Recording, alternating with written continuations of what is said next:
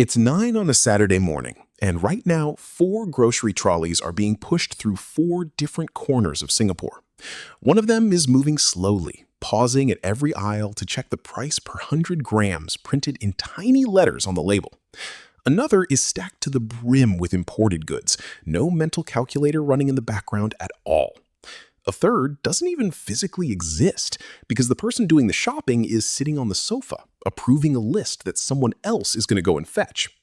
And the 4th trolley is so specific, so full of ingredients most people have never even heard of, that it looks like it rolled straight out of a Michelin-starred kitchen.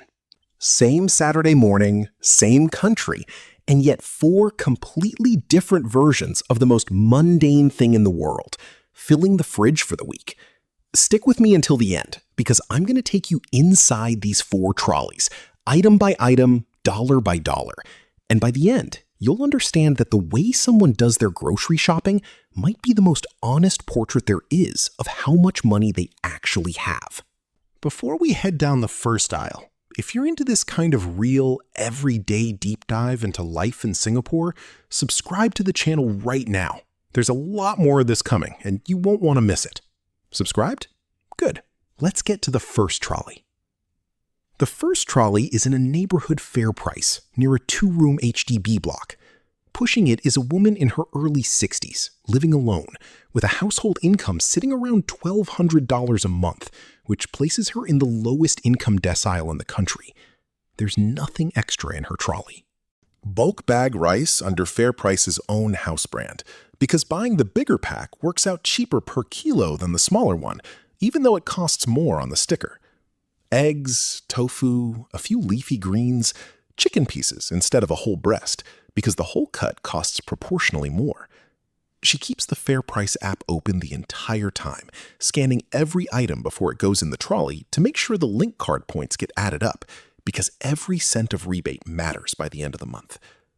She also knows exactly what time to walk past the fresh produce aisle near closing, because after 8 at night, plenty of near-expiry items get marked down 30 to 70%, and a roast chicken that costs $10 can go for $3. Her total monthly grocery spend sits between $300 and $400, partly cushioned by government vouchers handed out to lower-income households, which she uses down to the last cent before paying anything on her card. There's no impulse in this trolley at all. Every single item in there went through a conscious decision. Now, switch scenes. The second trolley is also in a FairPrice, but a bigger extra outlet in a middle-class neighborhood. And the people pushing it are a couple with 2 kids, household income sitting close to the national median, around $12,400 a month. This trolley is visibly fuller, more colorful, less focused purely on survival, and with more room for preference. It still has the usual basics: rice, oil, eggs, but now there's also imported yogurt, some snacks for the kids, a pack of fresh salmon for Sunday dinner, and maybe a bottle of wine to go with it. This couple isn't counting every cent, but they're not spending mindlessly either. They know the price gap between FairPrice and Cold Storage. They know Cold Storage charges 15 to 35% more on the same items, and that's exactly why they save Cold Storage for that one specific cheese, or that imported item they can't find anywhere else. Monthly grocery spend for this family of 4 sits between $800 and $1,200 a month, which is already considered the most common range among Singaporean families who cook most of their meals at home. This trolley represents, in a way, the perfect middle ground between saving and comfort. There's still calculation happening, but the calculation no longer dominates every single decision. Before we get to the third scenario, there's a middle trolley that usually gets left out of comparisons like this, but that probably describes a good chunk of the people watching this video right now. It belongs to a household earning between $16,000 and $21,000 a month, sitting in the 7th or 8th decile of the country. This trolley already mixes stores with a lot more freedom. The base still comes from FairPrice, because there's no reason to pay more for rice and toilet paper just for the sake of status. But the week's main protein already tends to come from somewhere like Cold Storage, or even a specialty butcher, without it really denting the monthly budget. There's also room to experiment. A different cheese, an out-of-season imported fruit, without that one-off purchase needing to be justified afterward. Monthly grocery spend for this family sits between $1,300 and $1,800, already including a fair share of app orders on weeks that are too busy for an actual store run. It's a trolley that already breathes freedom of choice, but still keeps one foot planted in cost-benefit logic, a habit built over years that doesn't just vanish the moment income improves. The third scenario doesn't even have a real physical trolley, at least not one pushed by the person whose income we're analyzing. We're talking about a household earning between $21,000 and $40,000 a month, inside the top 20% of the country. And here, the weekly grocery run simply doesn't pass through the homeowner's hands anymore. The domestic helper, present in nearly every household in this income bracket, is the one making that trip, usually mixing fair price for everyday items with cold storage for the more specific products, and sometimes even a direct order through the supermarket's app, delivered home the same day. The list gets decided in a quick 2-minute conversation, or simply follows a weekly pattern that no longer needs any discussion at all. Total spend easily passes $1,500 to $2,000 a month, and the 15% premium charged at the fancier store simply doesn't enter the equation, because the time saved by not having to make that comparison is worth more to this family than the saving itself.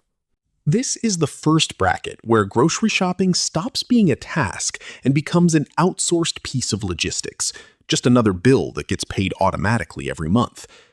And the fourth trolley. This one really is different from everything we've seen so far, because it barely resembles an ordinary grocery trolley at all. We're talking about Singapore's wealthiest 1%, households with annual income above $696,000. And here, more often than not, whoever is buying the groceries is literally a private chef or a house manager hired specifically to run the family's kitchen. The shopping doesn't happen at a neighborhood FairPrice or Cold Storage. It happens at specialty stores like Jason's or directly through import suppliers, buying Japanese flying fish, fresh truffle in season, a specific wagyu cut, a bottle of wine aged more than a decade. The concept of comparing price per 100 grams simply doesn't exist in this universe, because the question is never how much does this cost? It's, is this at the right point of freshness, or does this fit the menu the chef planned for Friday's dinner? A single trolley for this family can easily pass $500 to $1,000 in one single trip, and that can happen 2 or 3 times a week, depending on how many guests are expected for dinner. There's no loyalty card being scanned here, no closing time discount aisle, because literally nobody in that household even knows what time the markdown happens. Now, let's pause for a second and look at the numbers behind these 4 trolleys, because they tell a story the lived experience alone doesn't fully show. A mixed weekly basket of around 40 items costs between $140 and $165 at FairPrice, against $155 to $188 at cold storage for the same equivalent items, a gap of 8 to 14% purely from the choice of store. A family of 4 doing most of their shopping at Shengxiang, the country's most budget-friendly chain, saves between $30 and $60 a month compared to FairPrice Extra, and between $50 and $90 compared to cold storage. That means over a full year, the simple choice of which supermarket to shop at can add up to more than $1,000 of difference in the family budget, without even changing what's inside the trolley. And here's the most curious detail in this whole comparison. At no point do these 4 shopping trips happen in separate universes. The woman with the first trolley might be standing 2 aisles away from the exact same FairPrice, where, on a different day of the week, the third family's domestic helper also stops to pick up the basics.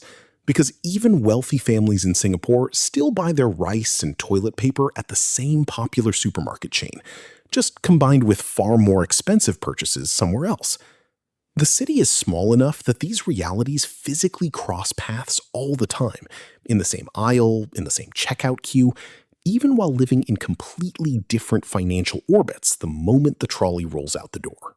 And it's exactly at the checkout that this difference becomes most visible of all, even without a single word being said about money. The woman with the first trolley watches the total climb on the screen with every item scanned, mentally adjusting whether that extra pack of biscuits still fits or whether it's better to put it back.